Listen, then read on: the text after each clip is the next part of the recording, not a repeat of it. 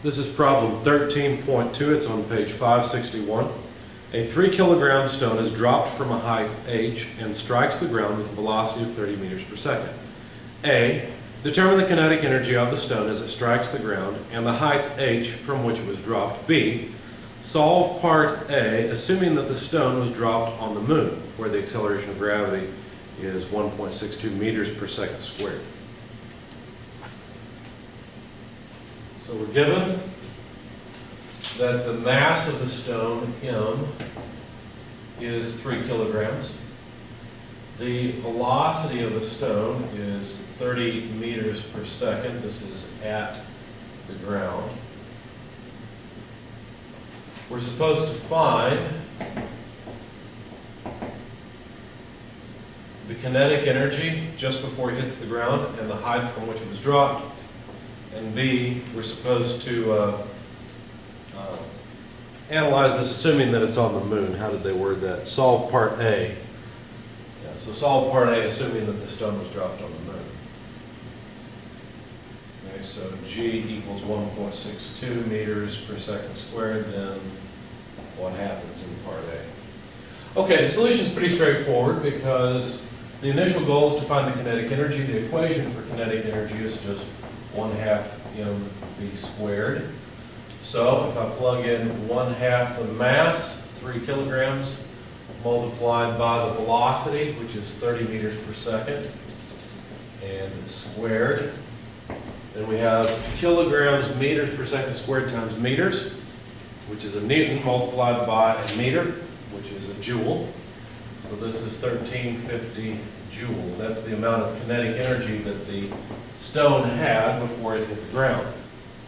Now, the other question was how high was it dropped from? Well, the change in energy, or the work that gravity performed on the stone as it moved from an initial height h down to the ground level height. Let's make a sketch of this quickly. Let's see, here's ground level. There's our positive y coordinate system, of course, gravity, gx downward. The height that the stone was dropped from, I'll call state 1. The stone fell just before it hit the ground to state 2.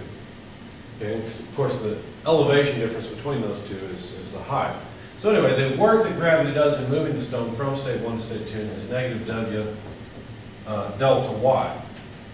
Now, delta y is going to be equal to negative h because delta y is this distance. Notice delta y is opposite the coordinate system, so it's a negative thing. But overall, this height is just h.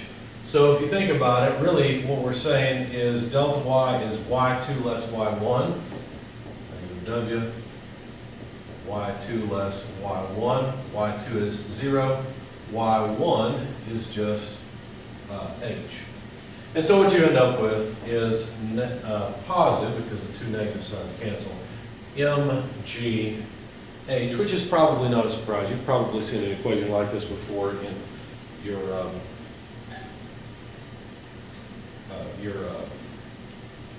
physics classes.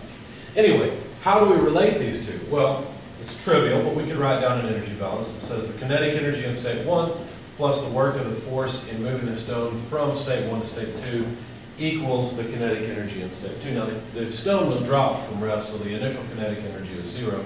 And all we've really said here is that mgh must be T2, which is 1350 joules.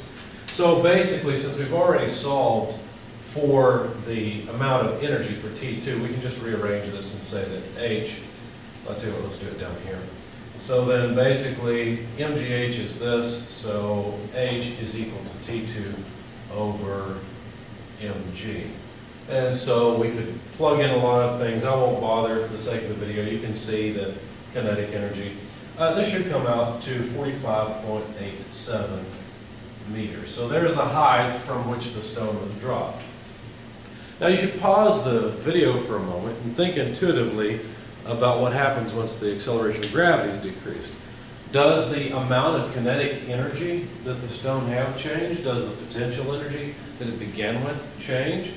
And does its height change? What would happen? So pause the video, think about that for a minute, and then come back. Okay, so hopefully you're back.